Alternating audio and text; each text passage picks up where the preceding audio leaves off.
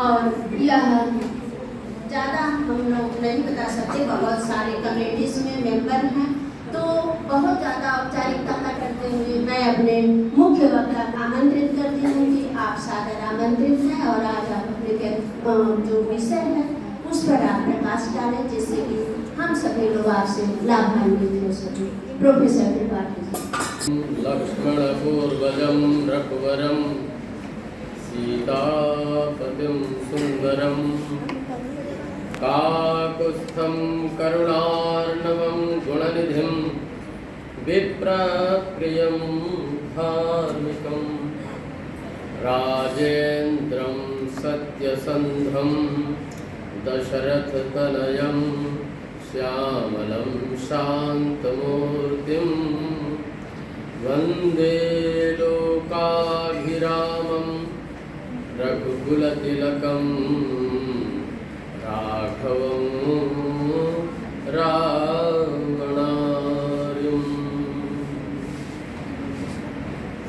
दक्षिणे लक्ष्मणो यस्य वामे च जनकात्मजा पुरतो मारुतिर्यस्य तं वन्दे रघुनन्दनम्।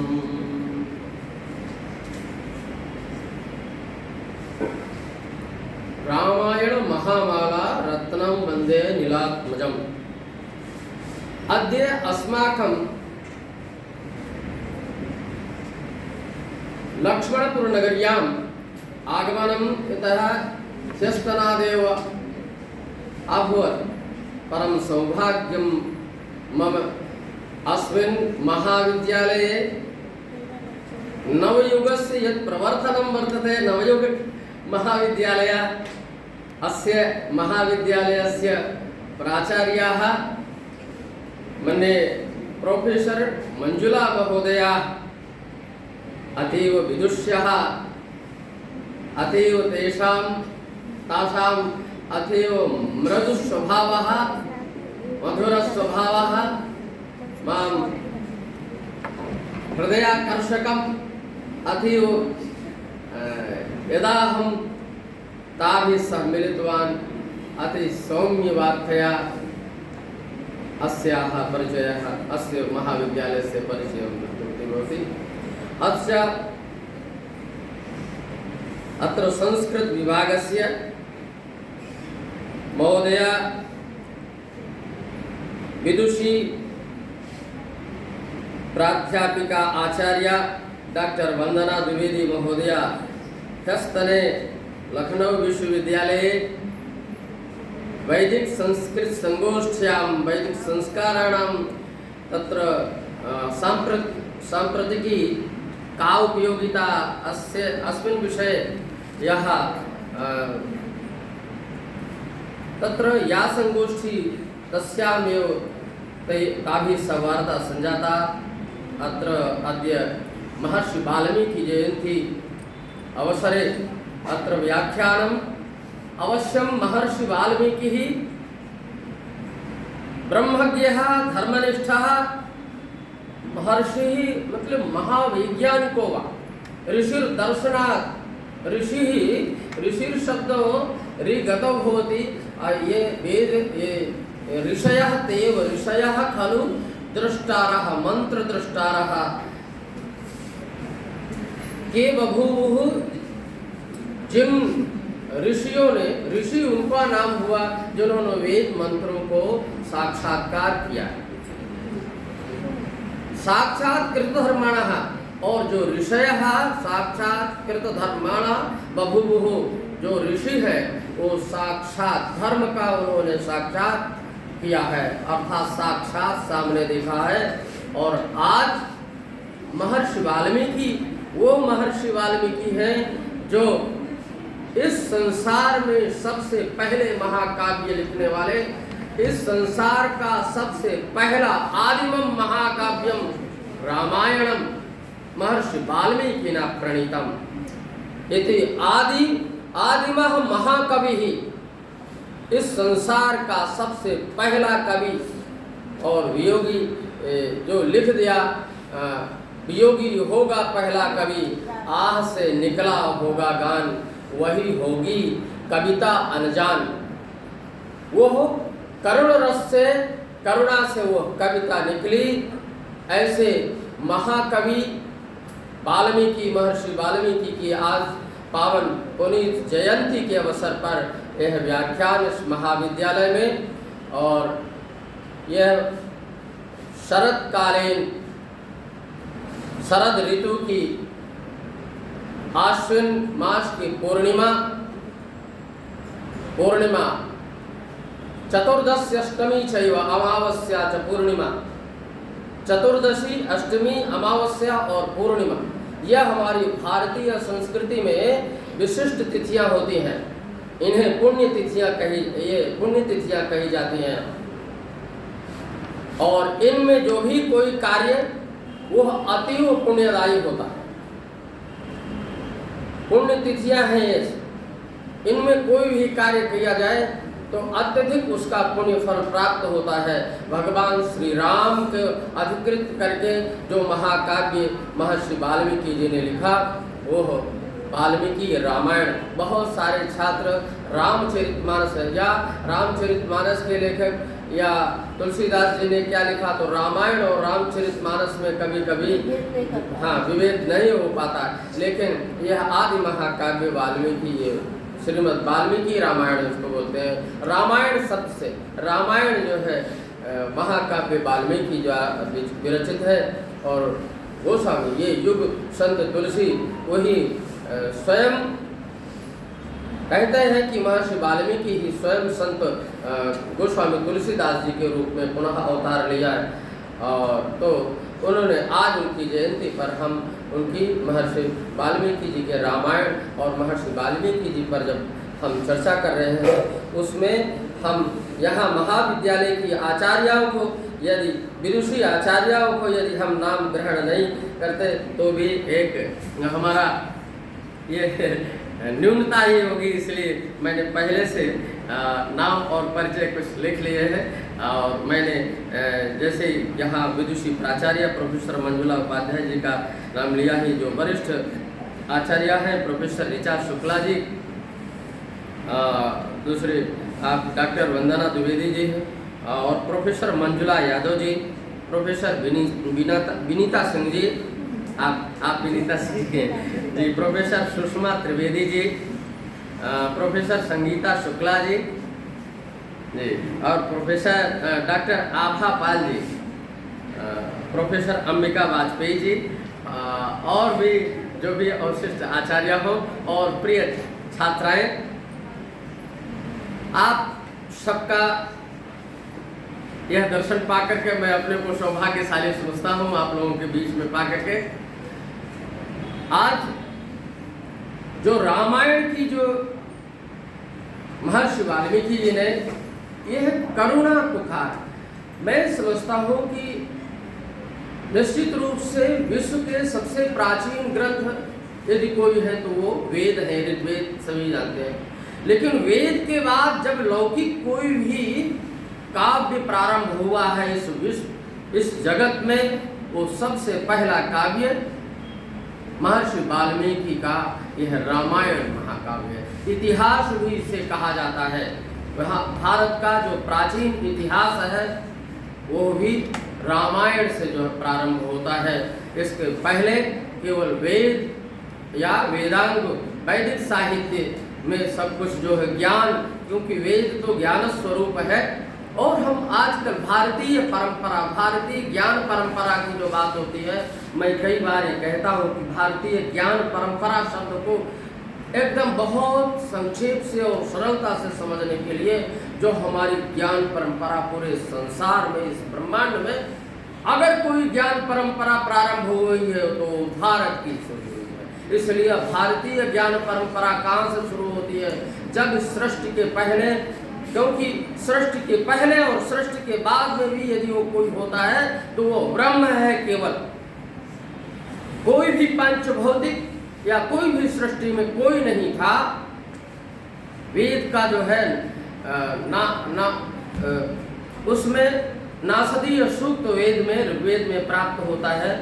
कोई भी पढ़ सकते हैं कि न सत था न असत था, ना सदासित,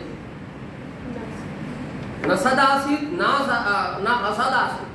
सत असत अर्थात सत कार्य असत कार्य, कारण कारणवत कुछ भी नहीं था, केवल कारण रूप में ब्रह्म ही सृष्टि का पहला और आदि। क्या हुआ? तो वो परंपरा, उसको ब्रह्म के अंदर इच्छा होती है, एको हम बहुत श्याम, वेद का मंत्र है, मैं एक हूँ बहुत रूपों में हो जाऊं, प्रजा ये वो ऐसी इच्छा होते ही।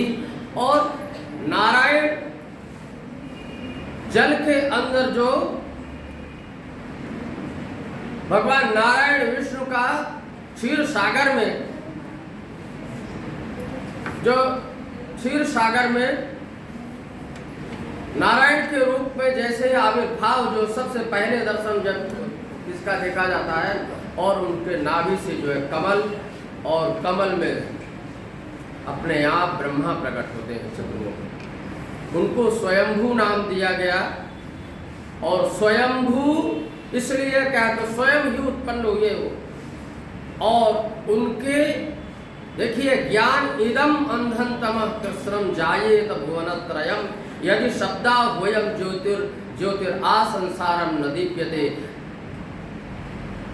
काव्यादर्श महर्षि दंडी, महाकवि दंडी ये कहते हैं कि संसार पूरा अंधेरा, अज्ञान, अंधकार से आवृत होता यदि शब्द रूपी ज्योति इस संसार में नहीं होती, वाणी नहीं होती, तो हम अपने भावों को कैसे प्रकट करते, कैसे किसे बताते, सब गूंगे रहते, कौन सी भाषा कौन सी बात बोलते। तो वाणी की इतनी महत्ता उस समय स्वयं ब्रह्मा, जैसे भी संसार में कोई जन्म लेता है, तब वो इस संसार में जब बच्चा बालक आता है तो वो कहता को हम कुतायाता है, कोष में मैं कौन हूँ, कहाँ से आया। वही बात स्वयं ब्रह्मा, सृष्टि प्रारंभ होती है और ब्रह्मा यही बात बोलते हैं को हम कुत आया था, मैं कौन हूँ, कहाँ से आया पता नहीं। तब उनको केवल यह शब्द तप, दो शब्द सुनाई दिए, तीसरा बाद में दा आता है। और ता का अर्थ माने तप, तप का अर्थ है कि सृष्टि में बिना तपे, बिना हम को श्रम किए, बिना तपस्या के कुछ भी हमको प्राप्त नहीं होता। ये क्योंकि ब्रह्मा तक को कुछ नहीं प्राप्त हुआ।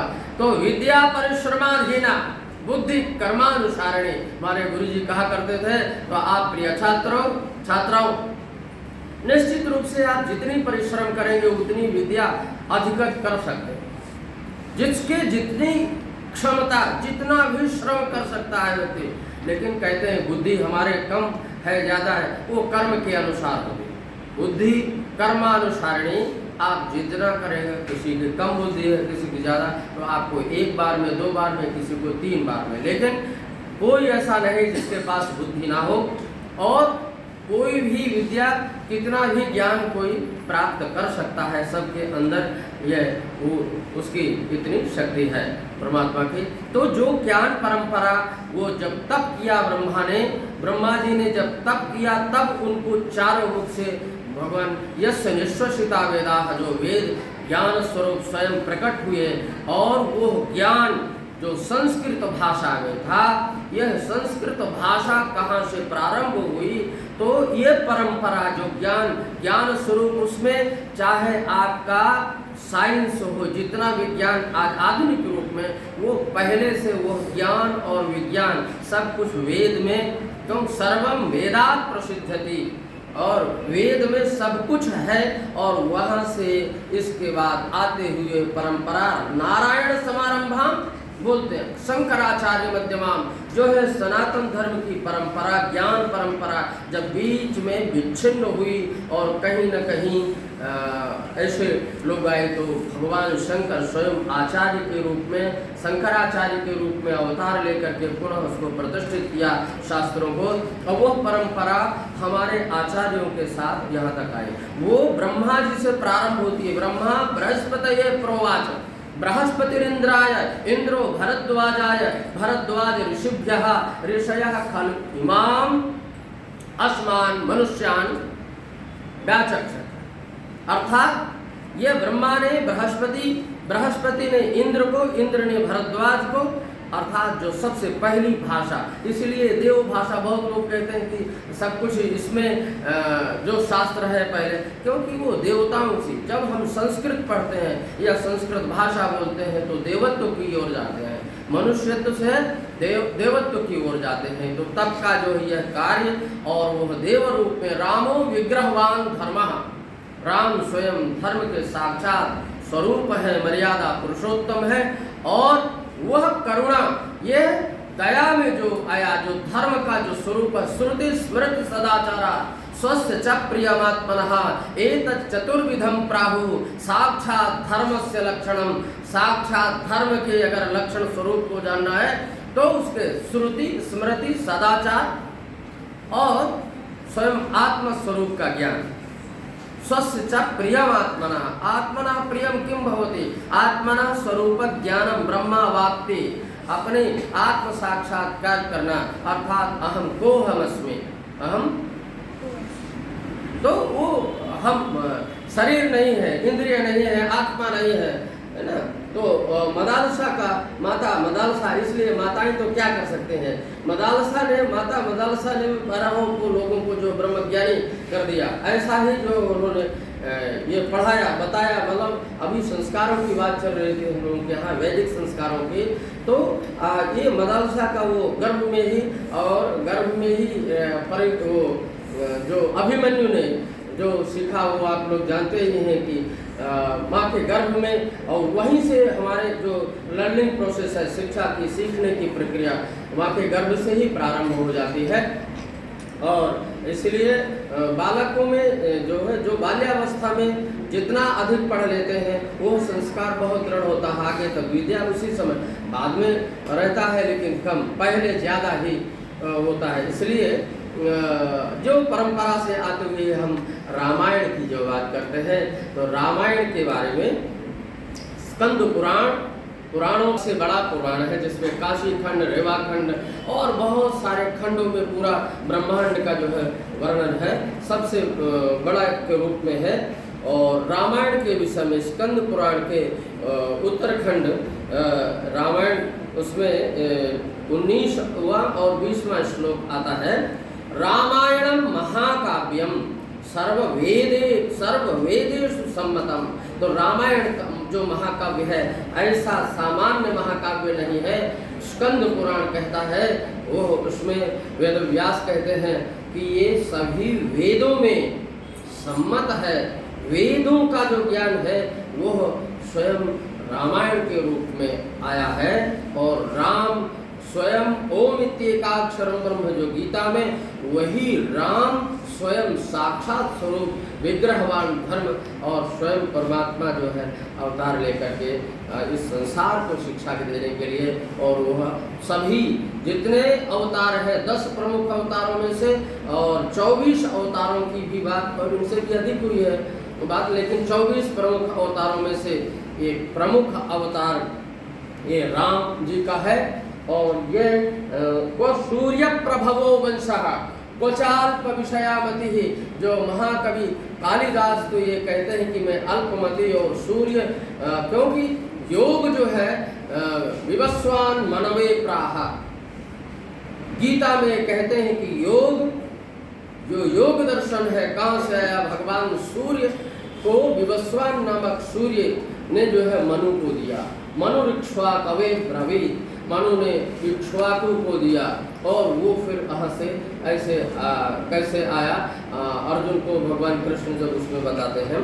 तो रामायणम महाकाव्यम सर्ववेदेषु सम्मतम सर्व पाप प्रशमनम दुष्ट ग्रह निवारणम, ये भी है रामायण का, वाल्मीकि रामायण का अगर कहीं कोई पाठ होता है, आप एक श्लोक अगर प्रतिदिन करें, 2 श्लोक या जितना आप कर सकते हैं, या रामायण का जो पाठ भी करवाते हैं, तो उसके लिए कहा कि जिस किसी के ग्रह भी खराब है, दोष है कोई, जैसे जन्म कुंडली नक्षत्र इत्यादि के साथ, उसको भी स्कंद पुराण में कहा कि उसके ग्रह भी अनिष्ट निवारण हो जाता है, दोषों का निवारण हो जाता है।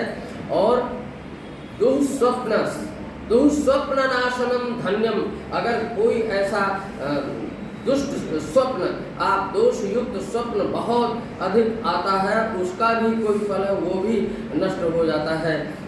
दुःस्वप्न नाशनम धन्यम भुक्ति मुक्ति फलप्रदम, यह संसार के भोगों को भी देने वाला है और मुक्ति को भी देने वाला है। ऐसा रामायण महाकाव्य है।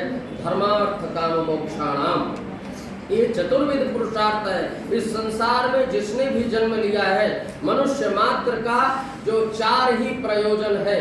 धर्म का पालन, धर्म जो है सबसे पहला सदाचरण है, सत्य, सत्य ही धर्म का एक पहला स्वरूप है। सत्यम वद जो है, इसलिए हम कहते हैं सत्यमेव जयते, मुंडकोपनिषद का ये वाक्य है। तो धर्म और धर्म के बाद अर्थ, अर्थ जो है धन, और धन के साथ में अर्थ के 4 अर्थ हैं, जिसका प्रयोजन भी अर्थ आता है। और काम का अर्थ है कामनाएं, जितने भी संसार की हमारी कामनाएं हैं उनको पूर्ण करना अंतिम। तो ये 4 चीजें अर्थात धर्म पूर्वक हमें अर्थ जो धन है हमें धर्म पूर्वक कमाना चाहिए, और इसके बाद धर्म पूर्वक कमाए हुए धन से ही हमें अपने कामनाओं की पूर्ति, ऐसा नहीं कि इच्छाएं अनंत कर लिया चाहे वो जैसे ही पूरी हो गलत रास्ते से, ऐसा कभी नहीं करना। हमारे शास्त्र यही कहते हैं। तो ये क्रम दिया है, धर्म अर्थ काम, अंतिम में है मोक्ष। हमारा जो है अंतिम, जैसा प्रत्येक जल और नदी का जो है अंतिम लक्ष्य जो है सागर है, समुद्र है, इसलिए प्रत्येक जीव का अंतिम लक्ष्य परब्रह्म परमेश्वर स्वयं की अवाप्ति और मोक्ष है। तो ये धर्मार्थ काम मोक्षाणाम यस्यै कोपि न विद्यते, नीतिकार कहता है कि धर्म अर्थ काम और मोक्ष में से जिसके एक भी नहीं है, तो अजागलस्तरस्येव तस्य जन्म निरर्थकम। अजा जानते हैं बकरी, बकरी के जो है किसी बकरी के जो है गले में 2 स्तन होते हैं, वो एकदम निश्चेष्ट निष्क्रिय होते हैं, उसमें कोई दुग्ध नहीं होता। अजागलस्तनस्येव तस्य जन्म निरर्थकम, उपमा दिया यहाँ पर। और कि जैसे कि अजा के गले में, बकरी के गले में जो स्तन है केवल निरर्थक है, देखने मात्र के हैं, उसका कोई अर्थ नहीं है, कुछ नहीं, दुग्ध नहीं है उसमें, वैसे ही व्यक्ति का जन्म भी निरर्थक हो गया यदि इसके किसी के पास इन 4 में से एक भी नहीं है, न धर्म है, न अर्थ है, न काम है, न मोक्ष है। और जिसके पास 4 है तो फिर कहना ही क्या, उसका जन्म तो पूर्ण संसार में सफल ही हो। ये धर्मार्थ का मोक्षाणाम यस्यै कोपि न विद्यते। तो ये जो ये रामायण की, क्योंकि आगे बहुत बढ़ जाएगा, पर हम आज जो महर्षि वाल्मीकि, इनका जो वह है, इन्हें तो उल्टा नाम जपत जग जाना, वाल्मीकि भय ब्रह्म समाना। क्यों कि इनका जैसा जहाँ जिस परिवेश में व्यक्ति का जन्म होता है, जहाँ वो रहता है उसी के खान पान में, उसी चीज में, तो वहीं वो हो जाता है। ये जंगल में हुए, और वस्तुतः वाल्मीकि नाम इनका इसलिए हुआ, वाल्मीकि जो है बामी, इन्होंने बहुत अधिक कई वर्षों तक तपस्या किया, और वाल्मीकि जो है बामी इनको लग गई, और वो वाल्मीका भवः वाल्मीकि जो उत्पन्न हुए, इसके बाद जो है ब्रह्म ज्ञानी प्राचेत 10वें प्रचेता के स्वरूप में है। ऐसे महर्षि उस समय त्रिकालज्ञ कोई था नहीं, उन्हें पता था, और इसके पहले ही उन्होंने रावण, लेकिन उन्होंने बताया कि ये जिसके दया धर्म का मूल है, पाप मूल अभिमान, और तुलसी दया न छाड़िए, जिसके घट में प्राण, क्या है, जब लग घट में प्राण, अर्थात शरीर में जब तक प्राण है, किसी भी व्यक्ति को अगर वह मनुष्य है तो उसका सबसे पहला जो है धर्म है दया। दया ही सबसे बड़ा गुण संसार का, अगर जीवों पर दया करना है, सब पर जो है दया दाक्षिण्यादि गुणों से युक्त जो होता है वही मनुष्य जन्म मात्र लेने से नहीं होता है। आहार निद्रा भय मैथुन सामान्य में तत्पशु नराणाम, ज्ञानम हितेषाम अधिको विशेषो ज्ञानेन हीना पशुभिः समाना। एक जो है नीतिकार ने कहा कि केवल मनुष्य हो जाने से आप समझते हैं मनुष्य हो गए, नहीं, ऐसा नहीं है। शिक्षा भी मनुष्यता प्राप्त करने के लिए हो रही है। क्यों? मानवता जो मनुष्यता कब आती है?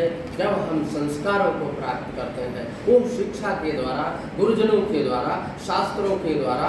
वो कैसे कि पशु नाम होता है जीव का। पाशुपत दर्शन में जीव को भी स्वयं सबको जीव पशु ही कहा है। हम भी पशु ही। क्यों? पाशेन बद्धा, पाशा माया का जो पाश है इस संसार में, उस माया के पास से सभी बंधे हैं। तो वो जो पास से बंधा है वो पशु है। पशु शब्द का अर्थ यही है। तो आप ये समझो जानवर जो है जिसको हम कहते हैं वही नहीं, हम वो भी पशु, मनुष्य भी पशु, जो जितने जीव मात्र पशु पाशुपत दर्शन के उसमें। लेकिन वो बंधन मुक्त कब होता है? जब अपना ज्ञान उस ब्रह्म का ज्ञान करता है और उसके अंदर वो मनुष्यत्व की श्रेणी में जाता है। जब उसके दया दाक्षिण्य आदि गुण, त्याग, तपस्या ये सब हो जाते हैं जीवन में, अच्छे सद्गुण और लोगों का लोकोपकार, समाज का उपकार, एक दूसरे का सहयोग, ये जो जब ऐसा मानवता को आगे बढ़ाता, समाज का ऐसा उपकार करता है वो, क्योंकि हमारा जन्म संसार के लिए, उपयोग के लिए और उपकार के लिए हुआ है, यह जब समझेंगे तो उसमें क्योंकि ऐसा किया इनका एकदम जब एक कहते हैं कि तुलनात्मक विवेचन, हम जो शोध करते हैं अनुसंधान में, एक तुलनात्मक विधि होती है अनुसंधान की। जब आप कोई, तो अनुसंधान में ये निष्कर्ष में दिया है श्लोक, क्योंकि मनुष्य और जितने पशु हैं सब में क्या क्या इक्वल है, क्या समानताएं हैं। तो समानताएं देखा कि हमको भी भोजन चाहिए, उनको भी भोजन चाहिए, आहार भी चाहिए, नींद भी हमको भी चाहिए, उन्हें भी चाहिए, तो वो कोई अंतर नहीं हुआ। भय भी ये तो पशु जितने हैं, हिंसक पशु भी मनुष्य से डरते हैं, मनुष्य उनसे भी डरता है। तो भयम अपि समानम, आहारम अपि आवश्यकः, निद्रा अपि आवश्यकी, अतर किम भयम भोजनम, आहार निद्रा भय मैथुनम च मैथुनमपि काममपि तथैव समानम अस्ति। तो वो भी समान ही है। तो आहार निद्रा भय और मैथुनम एतत् सर्वम पशुभिः और नराणाम एकदम सामान्य वस्ती, पशु में भी है और मनुष्य में भी है। तो अंतर क्या हुआ? कौन ऐसा है जो हमें पृथक करते हैं, अलग जो है कौन ऐसी चीज है? तो वो हमारे संस्कार, हमारी शिक्षा और वो मनुष्यता और ज्ञान, जिसमें हम ज्ञान जिस उसमें जो भगवान श्री राम ने रामायण में आदर्श जो है वो बड़ी उच्चतम स्थिति है। इस संसार के अवतारों में भी उन्होंने कहा कि जब माँ वैष्णवी का आप सुनते हैं कि स्वयं साक्षात जननी वैष्णवी रूप में तपस्या जो राम अवतार में, तब उन्होंने देवी इस अवतार में जितने भी अवतार हैं उन अवतारों में से ये एक मेरा इस संसार के लिए केवल मनुष्य का सबसे बड़ा आदर्श मर्यादा का स्थापना के लिए मेरा यह जन्म हुआ है। इसलिए इस जन्म में एक से दूसरी पत्नी मैं नहीं कर सकता, इसलिए इस अवतार में नहीं, अगले अवतार में आपकी जो है यह इच्छा पूर्ण होगी। वो तपस्या करते ही रहें। आप जानते हैं तब आगे वो वहाँ से आगे लंका के लिए, माता सीता के लिए गए, वहाँ हनुमान जी गए, पता लगा के आए पुनः जो है रावण पर उन्होंने, तो रावण पर विजय के लिए उन्होंने शक्ति की उपासना की। इसलिए शक्ति की उपासना, जहाँ शिव की जो है उपासना, ये जो हमारे अवतार है भगवान श्री राम आदि जितने भी अवतार पर मनुष्यों के आचरण के लिए, हमें सीखने के लिए ये भगवान राम का ही अवतार है, उनका ही जो है परिवार है, उनसे हम सब कुछ सीख सकते हैं मनुष्य के आदर्श के रूप में। और ये जो आपका रामायण है, सबसे मैं दया की बात, करुणा की बात जो मैंने किया, तो आप सभी जानते हैं कि वाल्मीकि रामायण का जो प्रस्फुटन उनके मुंह से सबसे पहला शब्द जो भी निकला महर्षि वाल्मीकि की, वो क्या निश्चित रूप से परस्पर प्रेमालाप में जो क्रौंच नाम का जो पक्षी है, इस बुंदेलखंड का या माने उत्तर प्रदेश का, वो शायद मुझे लगता है राष्ट्रीय पक्षी, जिसे सारस शायद क्रौंच, वो यहाँ का राज्य पक्षी भी शायद घोषित है। और वो जो उसकी बड़ी चोंच होती है, लाल कलर का होता है, आपके सामान्य ज्ञान के लिए वो क्रौंच पक्षियों का जो जोड़ा, अर्थात नर और मादा का जोड़ा, और नदी के किनारे जो प्रेमालाप कर रहा था। और उस समय अर्थात इस संसार में यह भी है कि हमें किसी से दोष नहीं, और साथ ही जो मिथुनी भाव सृष्टि आगे तभी बढ़ेगी, अर्थात मनुष्य और स्त्री और मनुष्य, जहाँ माया और ब्रह्म, वो ब्रह्म ने ही यह स्वरूप, प्रकृति और पुरुष, सांख्य दर्शन जो सबसे पहले है, तो वहाँ और जिस परमात्मा का सबसे प्रमुख जो उनका उपदेश है वो प्रेम है। संसार को प्रेम, स्नेह की बहुत आवश्यकता है, स्निग्धता की आवश्यकता है, स्नेह। तो वहाँ पर जब उन्होंने देखा कि अर्थात इनका क्या दोष, निर्दोष का यदि कोई भी कोई दंड देता है या किसी का हनन करता है, और यहाँ तो उनका जो इस व्याध ने, बहेलिये ने एक का जो है जोड़े का उसमें से उसी समय वध ही कर दिया अपने बाण से जो है।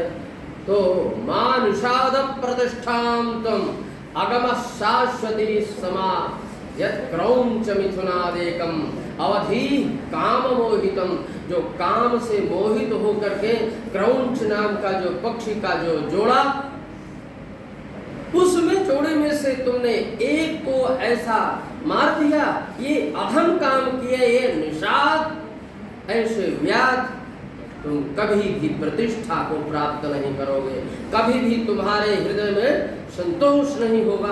एक ऋषि के मुख से अचानक ऐसी करुणा को देखकर, कैसी करुणा, ऐसी दया उद्भूत हुई, और उनके मुख से यही वाक्य, संस्कृत का यही श्लोक सबसे पहले निकल गया। और तब जो है सारे कवियों को ये जो महाकाव्य रामायण बना, और सारे कवियों को विवश होकर के लिखना पड़ा। और यहाँ तक के हिंदी कवियों में जो वियोगी वे, उनको भी वही बताए कि कविता क्या होती है। कविता किसी की जबरदस्ती बनाने से नहीं बनती, वो हृदय के उद्गार से और अपने आप मुख पर आ जाती है वाणी में। और वही उन्होंने कहा, योगी होगा पहला कवि। पहला कवि कौन होगा? योगी होगा पहला कवि, आह से निकला होगा गान। करुणा दुख से जब गान वह निकला होगा, वही होगी कविता अनजान। वह अनजान कविता कौन सी है? वह कविता रामायण है, और वह साधारण कविता नहीं, काव्य, वो महाकाव्य हो गया संसार का सबसे पहला आदि महाकाव्य। और वो नस्मिन सांप्रतम लोके, जहाँ से जो है मूल रामायण शुरू होती है। और उन्होंने जो आदर्श के कितने हो सकते हैं स्वरूप, वो सारे स्वरूप उनमें कितने हो सकते हैं, ये 4 श्लोकों में 5 में जो है प्रारंभ में इन्होंने बताया है। को नस्मिन सांप्रतम लोके, बुद्धिमान, नीतिमान, वाग्मी, ये सब धैर्यवान और गुणवान, कष्टवीरवान, पराक्रमी, गुणवान, धर्मज्ञ, कृतज्ञ, सत्यवाक्य में दृढ़व्रत, चारित्रेण च को युक्तः, चरित्र से कौन युक्त है। इतने गुणों का जो है, जो मनुष्य की चरम स्थिति है, देवत्व जो पहुंच जाता है, मनुष्य जब देव स्वरूप हो जाता है, तो चारित्रेण च को युक्तः, सर्वभूतेषु को, सभी प्राणियों का जो हित चाहने वाला है, ऐसा संसार में कौन होगा? तो उस समय वह, इस समय, उस समय चाहे जब भी केवल राम है, ऐसे तब आता है कि इस समय वही राम, वही ब्रह्म राम के रूप में अवतार लिए हैं, और जो मर्यादा को स्थापित कर रहे हैं। आत्मवान को जित क्रोध हो, जितमान कौन सूय कहा, कोई कौन ऐसा है जो किसी से डरते नहीं हैं। तो अब यह दुर्लभ गुण जितने भी बताए हैं, वो केवल उस समय और इस समय तीनों कालों में केवल भगवान श्री राम के हैं। और यहीं से मैं समझता हूँ कि मुझे अपनी वाणी को विराम देना चाहिए। राम रामेति रामेति रमे रामे मनोरमे सहस्र नाम तत्तुल्यम श्री राम नाम वरानने।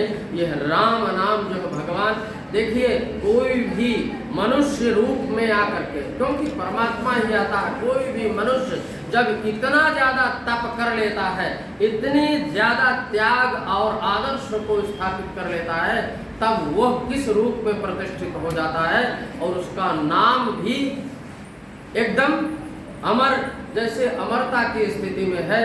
तो वहाँ होकर के और राम जी का जो, धन्यवाद महोदया, तो जो राम है वो अतीव उच्चतम स्थिति में पहुंच जाता है। और वो राम का जो नाम है वो भगवान शंकर ने माता पार्वती से स्वयं जब उनका, क्योंकि यह भी संसार के लिए सबसे पहला जोड़ा, जितने भी गृहस्थ हैं, जितने भी संसार में उनके पुत्र पुत्री और सभी परिवार, आदर्श परिवार जो है अगर संसार का कोई है वो भगवान शिव का है। भगवान शिव इसलिए लोक के देवता हैं, वो सबसे जुड़े हुए हैं। आदर्श की जो है कैसे पति या पत्नी, पत्नी पति से कैसे जो है आदर्श रूप में, और पुत्र और पुत्री, भाई और बहन, जैसा उनका है ऐसा ही भगवान श्री राम का सभी भाइयों में बड़ा प्रेम। रामायण तो आदर्श है ही, ऐसी संस्कृति, इसलिए भारत का, भारतीय ज्ञान परंपरा का, भारतीय संस्कृति का यदि कोई भी ज्ञान करना चाहता है, बखान करना चाहता है, तो रामायण सबसे पहले होगी। रामायण विना वेदम, बिना गीताम, बिना रामायणीं कथाम, बिना कविम कालिदासम भारतम भारतम नहीं। अतएव भारतम वहम बारंबारम कथयामि। किं नाम भारतम? तो भा शब्द से अर्थ अस्ति ज्ञानम, प्रकाशः, कांति। भा भा जो है प्रकाश है, ज्ञान है, तेज है, और उस प्रगति प्रकाश की ओर जो रथ अर्थात संलग्न है उसका नाम है भारत। और यह भारत ऐसी पूरी दुनिया में यह देश है, यह भूमि है जम्बू द्वीप के अंतर्गत। और पुराणों में यह वर्णित है कि पूरे ब्रह्मांड में यहाँ तक स्वर्ग में देवताओं को वो चीज नहीं उपलब्ध है जो चीज इस भारत में है। दुनिया के जितने भी विदेशी हैं क्यों बराबर भारत में आक्रमण किए और आए? क्योंकि ऐसी षड ऋतु, इसीलिए यहाँ ऋतु संहार, कालिदास एकदम विवश हो गए 6 ऋतुओं का वर्णन करने के लिए, ऋतु संहार है ना, ऋतु संहार लिखने के लिए, और देवतात्मा हिमालय का वर्णन करने के लिए। आप क्यों हिमालय पर्वत नहीं, देवतात्मा जहाँ ऐसा, तो ये अनंत है शास्त्र, विस्तृत ज्ञान ऐसा संसार में कहीं नहीं। यहाँ पर ये बरदर्ती क्यों अतिरिक्त है भारत की? भारत में जो भी जन्म लिया है अतीव पुण्यशाली है, वो सब पुण्यात्मा है। कोई भी पुण्यात्मा वो भारत में ही जन्म लेता है, ये मैं अपनी ओर से नहीं कह रहा हूँ, पुराण में ये है। और यहाँ पर लेकर के देवता भी कहते हैं अगर उनका क्षीणे पुण्य मर्त्य लोकम विशन्ते, जब देवताओं का पुण्य क्षीण हो जाता है, क्यों? क्योंकि ये प्रक्रिया बनती है, मनुष्य से देवता होते हैं, देवता से पुनः मनुष्य हो जाते हैं, उनका क्षीण हो जाता है। तो वो ये कहते हैं कि और कहीं मत हमें जन्म दे देना, इस धरती में जरूर केवल भारत में आप हमको जन्म देना। क्यों? भारत भूमि ऐसी है कि वहाँ हम पुनः हम यज्ञों को प्रवर्तन करके, लोगों का उपकार करके, सहयोग करके, और हम ऐसी जो है मानवीय उच्च गुणों का आदर्श प्रस्तुत करेंगे तो कि हम पुनः देवत्व स्वर्ग को प्राप्त करेंगे। और ये भूमि और तो 2 भूमियाँ हैं, अन्या तत्र भागवत महापुराणे एतत् वर्णितमस्ति अस्ति। अत्र जगति तले सर्वाः भूमयः केवलं भोग भूमयः, तत्र केवल भोगाः एव प्राप्यन्ते, भोगाः एव पूज्यन्ते। वहाँ आपको कुछ करना नहीं है, अपने आप सब मिलता है। केवल भोग ही भोगना है ऐश्वर्य, चाहे जितना आप वो, ऐसा ही देवलोक में भी है। वहाँ तो कल्प वृक्ष है, वहाँ पर कल्पना कर दीजिए जो भी आप जो व्यंजन चाहिए वो सब उपस्थित हो जाए, जो भी चाहिए वो सब उपस्थित होता है। केवल भोग, केवल ये है भारत भूमि ऐसी है, यहाँ पर आप पुण्य प्राप्त, और कहीं नहीं, यहाँ पर आप अच्छा कार्य करके पुण्य प्राप्त कर सकते हैं और तप कर सकते हैं, और तप के द्वारा उच्च जो है जो भी, जैसे यहाँ भगवान राम और सारे अवतार क्यों हुए इस भारत भूमि में, और उन्होंने ये दिखाया कि एक सामान्य मनुष्य और ब्रह्म आदर्श जो है धर्म, मतलब कितने उसमें परमात्मा, स्वयं परमात्मा है, तो कोई भी जीव भी परमात्मा। यहाँ जो भी तपस्या कर लेता है, महर्षि, बड़े बड़े वैज्ञानिक, बड़े बड़े महर्षि सब हुए। तो हम बहुत ही आनंद, अभी तो बोलने का सब अनंत ज्ञान है, वहाँ जाना भी निकल गया काफ़ी समय। तो मैं समझता हूँ कि ये जो भगवान शिव माता पार्वती से कहते हैं राम नाम को, तो एक शब्द ही इसका, वो काशी में भी भगवान शिव जो तारक मंत्र देते हैं, यही नाम देते हैं जो जीव का मोक्ष होता है। माता पार्वती जीव के जो को उसको साफ करते हैं, मल को साफ करते हैं, दोषों को दूर करके उनको, और भगवान शिव जो है तारक मंत्र का उपदेश करते हैं। अभी एक जो है वीडियो में मैंने अपने उसमें डाला, एक लड़की जो है समुद्र के किनारे, वहाँ कैसे बना, आप सब लोगों ने शायद देखा हो वीडियो। एक लड़की जो है समुद्र के किनारे जब लहर आती है और उस लहर में वो लिखती है, उसमें बालू में राम नाम लिखती है। राम जैसे लिखती है तो वो वहाँ समुद्र की लहर उस नाम तक नहीं आती, पहले वो बहुत दूर तक चली जाती है, और लेकिन जब एक बार लहर वापस जाती है और वो राम ऐसा नाम जमीन में लिखती है, उस नाम की मर्यादा इतनी है, अभी की बात की, समुद्र भी मर्यादा को नहीं लगता, वो राम नाम को लगा नहीं। मेरा अभी सामान्य इसमें कोविड के समय मैंने अपने छात्रों को पढ़ाने के लिए, थोड़ा कुछ करने के लिए एक यूट्यूब चैनल संस्कृत विश्व में मैंने शुरू किया। आज वो मुझे दिखा तो मैंने वो वीडियो भी उसमें डाल दिया कि आज के समय बड़ा अच्छा लगा हमको। तो देखिए कि वो सेतु बन गया राम नाम, वो पत्थर जो है और पत्थर डालिए तो जो है डूब जाता रहा, तो भगवान राम ने अपने हाथ से एक पत्थर डाला तो वो डूब गया।